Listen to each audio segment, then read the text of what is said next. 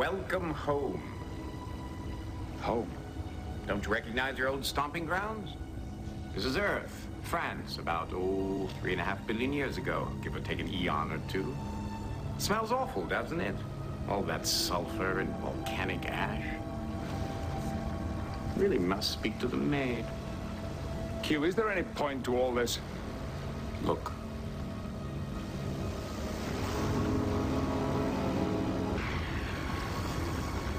Come here.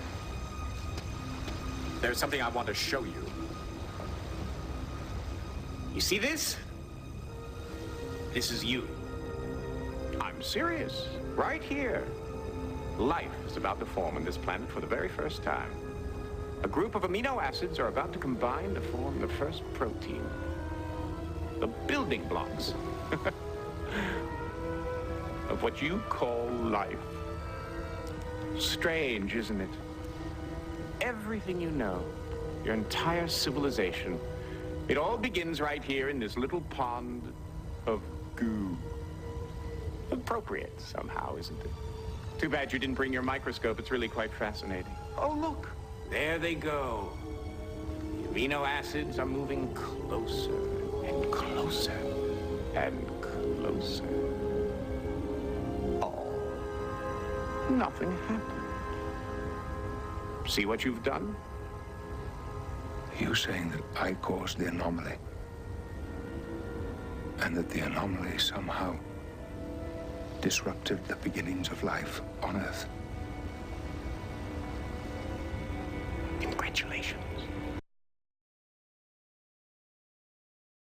A bit of a guilt trip there. All right, so that in a nutshell, that is the natural. That's a good video of the naturalist perspective that we started in that pond of goo. And what happened was, the idea is that as the early Earth formed, there were a bunch of amino acids that formed spontaneously from the elements available. And as those amino acids swam around in this soup of goo, they hooked up randomly, and eventually one day they hooked up in such a way as to form a living cell. Okay? Because of that happening. And there's some evidence, they point to some evidence to support that. Now, with regard to the idea of spontaneous biogenesis, which is the idea of life arising from non-matter, I mentioned earlier that this was a belief that was held for thousands of years earlier than that. Okay? And the evidence for that was they would look at, anybody know what this is, by the way? Water bear. A water bear. Okay, let's take a look at a closer. Let's step back a little bit. This is the early stage. Here's a more mature stage. Now, what do you think it is? That's your grubs in your lung. Yeah, I kind of like grubs. Maggots. Maggots. Yeah. So they're kind of grubs, but they're maggot grubs. Okay. Now the thing is that when they looked at rotting meat and saw maggots, people actually thought, scientists actually thought that the rotting meat caused maggots. Okay, that the maggots came from the rotting meat. When they looked at swamp water and they saw polywogs, guess where they thought those polywogs came from? The swamp water. And they looked at dirt and saw bugs crawling around in it, guess where the bugs came from? Came from the dirt. So the idea was they literally thought they were seeing life forming spontaneously. So why do we need God? Just all you have to have is some junk around, rotting meat, garbage, dirt, and the animals. Take a look. Look at the granary. All of a sudden, rats and mice appear in your granary. Where'd they come from? Well, they came from the grain. Okay, inanimate objects can give rise to living organisms. It happens all the time, and that was the prevailing theory for a long time. Okay, and now where did it? When do you think they disproved that idea? It sounds ludicrous. I realize that. At what century do you think that happened? 2nd century, 5th century BC, 15th century? Yeah, the 19th century. The 19th century is when they finally disproved that. Now, the first hint that it might not be true came from van Leeuwenhoek when he invented the microscope. Because when they look at those animals for the first time under the microscope, and they said, we thought those things were simple, just critters with legs, little balls with legs on. That's how they thought of these small things. And the older you get, the more that's what they look like. Okay? Just little fuzzy balls with legs, okay? And that's all you see. And so how complicated can it be? They're simple things, right? But then the microscope came out, and they going, dang, man, Those things are complicated. Look, they have hairs, they've got joints on their hairy legs, they've got little antennae, they've got structures that we don't have, they got these weird looking compound eyes. These aren't simple things at all. So this idea of simple life forms popping out of mud and swamp becomes less attainable when they're that complicated. Now, a big opponent of the idea of spontaneous biogenesis was Louis Pasteur. Pasteur argued, he says, you know what, I don't believe in that stuff. I think that, one of the things people would say was, look, we know leave some soup out overnight, and within a couple days, what do you see? The soup goes from being clear to cloudy. And if you get the microscope out and look under that, you see that the soup is teeming with bacteria. Okay? So that proves, again, spontaneous biogenesis. You left the soup out a few days, next thing you know it's teeming with bacteria. Ergo, non-living matter gives rise to living organisms. Bacteria come from soup. Hello. And so Pasteur goes, well, that's not true, because the organisms are coming out of the air and landing on the soup, and that's where these organisms came from the air. And they go, okay, let's try this. So they boil the soup, get it nice and sterile, and then they put a cork on the top of it, and then somebody, I forgot who did that experiment, they put a cork to keep the air out, okay, and nothing grew. But the opponent said, well, you know what, you block the air. So if they can't breathe, no life can form. So that doesn't work. And so Louis Pasteur came up with this famous experiment, which did more to get rid of spontaneous biogenesis than any preceding experiment, called the swan-necked flask experiment, where he took an Erlenmeyer or a flask, okay, with a S-shaped neck, and so there's a space for air to come in, but when bacteria fall out, they get trapped here, and they can't walk over here and fall in.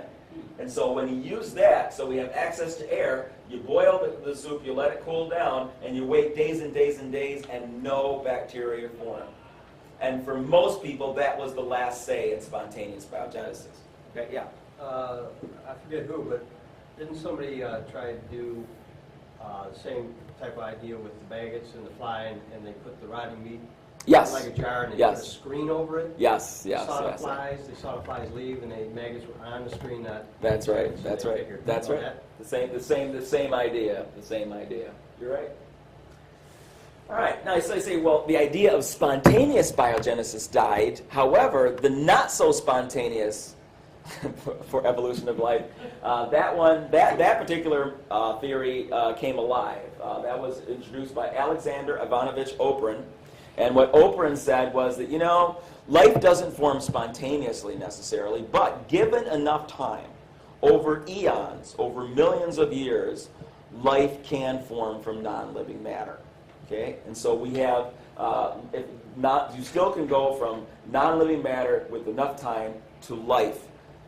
And so we introduced the idea of spontaneous biogenesis, but it's not quite so spontaneous. Now, the great evidence to support this was the Stanley Miller experiment in 1953. In 1953, he combined ammonia, methane, and hydrogen to water vapor, and then he electrically stimulated this gaseous mixture. And when he did that, he found that on the side of your apparatus, there was this goo that contained some amino acids. Now, not necessarily the amino acids used in life forms, but still amino acids nonetheless. And that was a big aha moment. Aha! Here we started with just elements, and we ended up with the building blocks of life. We have an amino acid. An amino acid, the building blocks of life. It's got a carboxyl group on one end, an amine group on the other end. That's an amino acid, and that's what life things are made of. Yeah? It reminds me, though, you've got much more building blocks for life with a dead corpse. Yes. That's true. Nothing happens. That's true. That's true. Stop using facts. Okay. All right. Now, again, amino acids are made up of, you got a carboxylic acid on one group, you've got an amine on the other group, and then you've got the R group or whatever in the middle here. I'm sorry, amine here on this side. Okay. So carboxylic, amine, and then here's your R group, which gives it its character. So we got threonine, asparagine, all depending on this particular group here. But they all have this part in common. Now, the amino acids fit together to form proteins through something called a peptide bond. Okay, here we have one amino acid, here we have another. The carboxylic acid of one interferes or combines with the amino group of the other, and that gives rise to a peptide bond. And now you're on your way to form a protein. Now, first problem, okay? You're assuming this is happening in an ocean environment. Oceans have something called water in them, okay? If water is around, this reaction moves in this direction, not this direction, okay? Salt too. Yeah, salt too, exactly, yes. Well, back then, an early ocean wouldn't have salt, though. So and if you go back far enough, the ocean started out not salty. Okay? All right, so then, that's one problem we have, is that how do you do it? So what they did, well, there existed some type of hydrophobic bubble to force them together. So there's probably some oil or something around to force them to live together, because in water by itself, you're going to go the other direction. So there had to be, so we'll give you that. Let's say there was a bunch of amino acids floating around kissing each other when they really hate each other's guts. So when millions of proteins assembled together, life results. And so so eventually one day, out of this goo came an organism that had a complete cell wall. It had nucleic acids for replication. It had an endoplasmic reticulum to modify the proteins that build up that wall. It had endosomes, it had things to break down, structures to break down foodstuffs, and enzymes to turn that food into energy, and ways to excrete it. All that involving a very complicated microtubule system. It just came together, and voila. Also, it had a way to track down food and eat it. I mean, just think about it. This is all happened at once. Boom, ta-da. So that's their simple theory. And they say, well, you know, because of this hydrophobic problem, because amino acids don't get together in water, maybe fool's gold acted as some type of catalyst, and with fool's gold, it stuck to the fool's gold and forced them to kiss each other. So, or some other type of organic thing.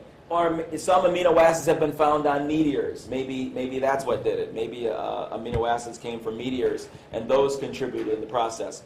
The problem with the Miller experiment, the problem with the amino acids on meteors and the natural creation of amino acids is there's a couple big problems. One problem is that all naturally created amino acids are a racemic mixture. Okay, now what do I mean by a racemic mixture? Amino acids exist in two forms, a D form and an L form. They have a right-handed form and a left-handed form. Okay? That's a problem. I'm going to get back to that in a minute because that's an atrocious problem. Problems with the Miller experiment, I mentioned that there's no polymer formation in an aqueous environment, so I talked about that already. Environmental problems, I'll get to these later because I have too much to talk about here. No natural explanation for nucleic acids. You see, amino acids form your proteins. Every cell in your body involves having proteins. I mean, without proteins, you literally drop into a puddle of goo.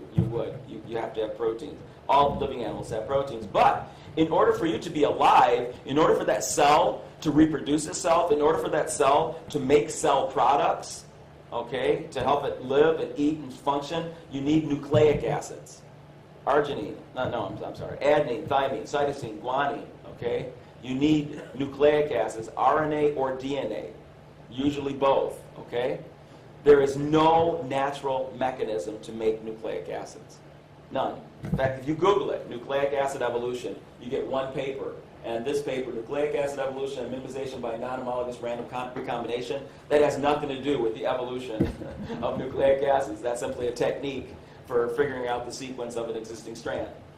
Okay? It doesn't happen. And the thing is that the stuff they don't have answers for, like there are books out right now. One is called Why I'm No Longer a Creationist. The other, Why Evolution is True. I mean, there are 1 million books published every year, and half of them are on evolution. I mean, it's very, very common, you know. And the thing is, they focus on the things like natural selection, which I'm not even arguing with. Okay, but they're trying to say you don't need God. If you know, basically, they skip this part. There's no explanation as to where did nucleic acids come from. None. There's not a chapter on it. They don't talk about it. Okay.